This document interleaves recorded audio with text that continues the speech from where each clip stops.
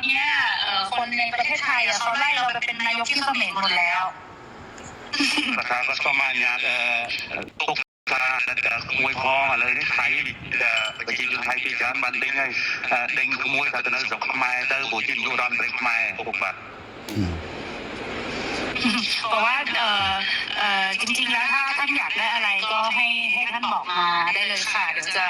ดูจัดการให้ยังพวกจังมาเอาไว้พวกไอ้มีภาษาเตอร์วันนี้จำคือการเงินเป็นตัวสุบุกเป็นมาดองCan you hear me, Uncle?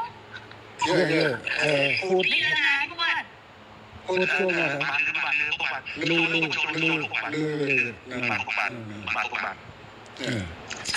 ถามว่า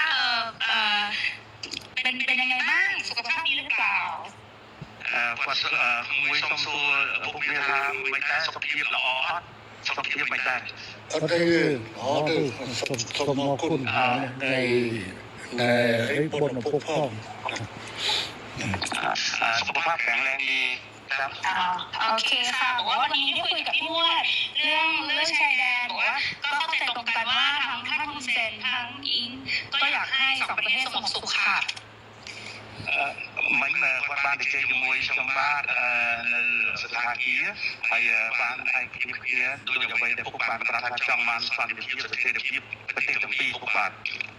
บอกว่าไม่อยากให้อังโคไปฟังคนที่เป็นฝั่งตรงข้ามกับเราเพราะว่าพอไปฟังฝั่งตรงข้ามอย่างพวกแม่ทัพภาค2เนี่ยค่ะเป็นคนของฝั่งตรงข้ามหมดเลยซึ่งพอไปฟังนั้นเสร็จก็ไม่อยากให้ท่านรู้สึกไม่ชอบใจหรือโกรธเพราะจริงๆแล้วไม่ใช่ความตั้งใจของเราเลยค่ะសូមអនុញ្ញាតពុកកុំឲ្យស្ដាប់សម្ដីអាមេជាប់គុំវាអាហ្នឹងក៏វាជាតែប្រឆាំងជាមួយនឹងរដ្ឋាភិបាលថៃហើយវាជាសត្រូវដែរពុកស្ដាប់វាតែចឹងទៅអាចធ្វើឲ្យអារម្មណ៍ពុកខឹងបាទเพราะตอนนี้ทางนั้นเขาอยากจะดูเท่เขาก็จะพูดอะไรออกมาที่มันไม่เป็นประโยชน์ต่อประเทศชาติค่ะแต่ว่าจริงที่เราต้องการเนี่ยต้องการความสงบสุขให้เกิดขึ้นเหมือนตอนก่อนที่จะปะทะกันตรงชายแดนค่ะអាមេតបគុំវានិយាយចង់ឲ្យលួយខ្លួនវាចង់អានេះសាង rating វាហើយទៅជួយប៉ះពាល់ដល់ទំនាក់ទំនងប្រទេសទាំងពីរយ៉ាងធ្ងន់ធ្ងរបាទយើងចង់យើងប្រទេសទាំងពីរគឺចង់បានប្រទេសភាពនិងសន្តិភាពដូចអ្វីមុនព្រឹត្តិការណ៍កើតឡើងពុកបាទบอกว่าให้ท่านฮุนเซนเห็นใจหลานหน่อยเพราะว่าตอนนี้คนในประเทศไทยเขาไล่เราไปเป็นนายกที่เขมรหมดแล้วนะครับก็ประมาณนี้ตุกตาขโมยพองอะไรนี่ไทยประชาชนไทยที่จะมันได้ไงเด้งขโมยแต่ในสงครามไม้เตอร์บุจินยูรอนเบรกไม้พวกบัตรบอกว่าจริงๆแล้วถ้าท่านอยากได้อะไรก็ให้ท่านบอกมาได้เลยค่ะเดี๋ยวจะดูจัดการให้ยังพวกจังมาเอาไว้พวกไอ้มีภาษาเตอร์วันนี้จำคือการเงินเป็นตัวสุบุกเป็นมาดองหรือปัญหาเดินคะแนนจังบ้านคือไม่เอาในช่วงปรุงแนนต่อ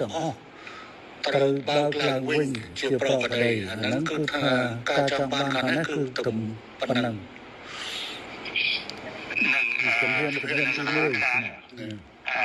1ขั้นตอนที่1อยากให้ชายแดนเปิดปกติเหมือนก่อนเกิดเหตุครับโอเคค่ะตรงกันព្រោះបញ្ហានោះដូចគ្នាបញ្ហានេះគឺខាងកម្ពុជាជាអ្នកដើរក្រោយទេតើតែខាងថៃបិទអាដែងដកយកបំរាមអាដែងបិទព្រំដែនបិទច្រកព្រំដែននេះចេញជាមុនបានកម្ពុជាចាប់ផ្ដើមអនុវត្តតាមក្រោយจริงๆการเรื่องปิดชายแดนเนี่ยฝ่ายไทยเป็นคนเริ่มก่อนฉะนั้นฝ่ายไทยเนี่ยถอนคำสั่งกัมพูชาก็ตามเลยเปิดปกติរឿងនេះគឺកម្ពុជាមិនអាចធ្វើមុនបានទេដោយសារកម្ពុជាបានខកចិត្តម្ដងហើយដោយសារការកែសម្រួលកម្លាំងនៅមុំ3ប៉ុន្តែហើយថាឲ្យមានប្រកបដីនៅតាមព្រំដែនប៉ុន្តែទីជុំបំផុតបែរជាខាងយោធាថៃនៅតែកើននៅបន្តស្ថានភាពបិទទល់ដែនបិទច្រកដដែលเพราะว่าเราก็มีความผิดหวังเรื่องนึงแล้วที่การมีปัญหากันที่ช่องบกเราก็พยายามตามที่ฝ่ายไทยต้องการ แล้วก็การตกการนี่เราก็บอกว่าโอเคนั้นเราก็ทำตามนะแต่ว่าขอให้สถานการณ์เข้าภาวะปกติแต่ว่าเราถอยแล้วเราถอนแล้วเราปรับกำลังแล้วแต่ฝั่งไทยยังเอาเรื่องด่านเนี่ยมากดดัน ហើយលើនេះគឺខាងកម្ពុជាគឺស្រាវចេះឲ្យថៃបើកច្រកទាំងអស់ឲ្យបានមុនហើយបន្តទៅកម្ពុជាយូរបំផុត5ម៉ោងគឺកម្ពុជាអាចដកវត្តបញ្ជាទាំងឡាយដែលហាមឃាត់ការដឹកទំនិញផ្លែឈើបន្លែចូលកម្ពុជាគឺថានឹងដកវត្តបញ្ជានឹងចេញ ฉะนั้นท่านเด็กอยากให้ท่านนายกช่วยให้ฝั่งไทยเนี่ยถอนเรื่องการปิดด่านนะถอนพวกฝ่ายกัมพูชาจะถอนเรื่องการห้ามสินค้าเกษตรห้ามเขาอะไรทุกอย่างก็ถอน คือตอนนี้ค่ะคือตอนนี้พี่วดคือรัฐบาลโดนโจมตีหนักมากนะคะเพราะว่าพอตอนที่ท่านจุลินออกมาพูดกับท่านคนมาเนี่ยที่บอกว่าจะตัดน้ำตัดไฟอะไรอย่างเงี้ยค่ะคืออันนั้นต้องขอโทษด้วยว่าจริงๆอ่ะต่างประเทศเขาแค่รายงานขั้นตอนว่าถ้าเกิดเหตุการณ์ต่อไปประเทศไทยจะทำยังไงคือเหมือนอธิบายขั้นตอนให้ฟังไม่ได้บอกว่าจะทำแต่ตอนนี้เหมือนกับเรื่องตัดน้ำตัดละครทำทุกอย่างหมดแล้วเนี่ยจริงๆน่าจะให้มันโอเคทั้งสองฝ่ายค่ะเหมือนเราต้องพูดพร้อมกันว่าเราตกลงร่วมกันแล้วรัฐบาลคุยร่วมกันแล้วว่าจะเปิดทุกอย่างให้กลับมาเป็นปกติได้เหมือนว่าจะเอาเป็นอินคัมมันก็ได้หรืออะไรก็ได้เหมือนกับว่าเราได้คุยร่วมกันแล้วก็ทั้งสองฝ่ายเนี่ยอยากให้กลับไปเป็นการปกติแบบนี้ค่ะมันก็จะ โพสใช่ไหมนายกอิงอยากให้โพสใช่ไหมให้นายกโพสว่าเราโพสแล้วอยากให้ ใช่จะบอกว่าจะได้ก็ได้ให้ท่านจะแนะนำก็ได้ค่ะแต่ว่าเหมือนกับว่าต้องเป็นการร่วมกันพี่ว่าตอนนี้กำลังโดนหนักมากเลย ครับประธานแล้วนั่นทางการไทยนั่นคือไฟกลางประเทศนะเราจะมายุ่งว่าต้องมาไปโจมตีพวกนั้นแต่ยังน้องเปียกสงครามบอลเต้นี่อยู่สักกัดเรื่องนั้นเนาะนั่นคือทางอยู่ที่ยังกินยังได้สบายการเชียร์เราเนี่ยปัญหาจุดนั้นมวยจุดนั้นทีจุดนั้นไม่ดังนั้นแต่ยังจะฝากว่าแล้วก็กวาดสมตุพ่อหรือน้องอาบินในขนมสมเด็จแต่เคยยืนลังเตะไปเลยที่กวาดสมบอกพวกการ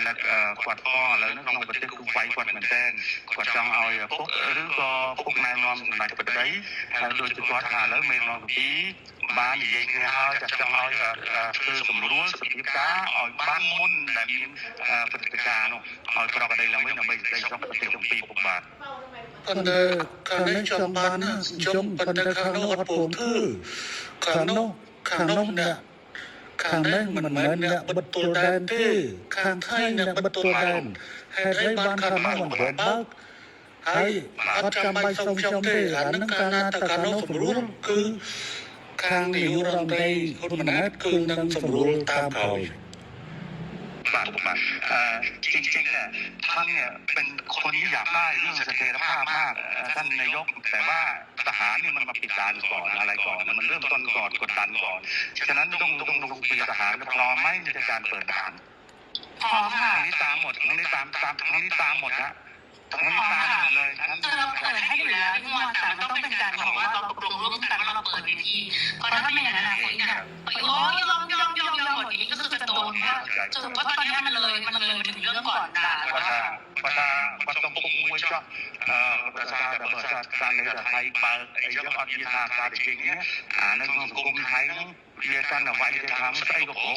งทำไมโดยไปดีเจก็หายไปจากนี้ขาหรือเมย์นั่งจับเราเนี่ยอยู่หายยิงหายไป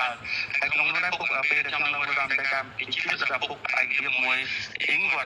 ประชาชนตัวเราที่หาดีเจหาที่พวกดีเจติดกันหายปรากฏได้ก็ได้แต่ไม่ได้เราต้องหาดีเจกัน អត់ទេខាងនេះអត់ចរចាទេ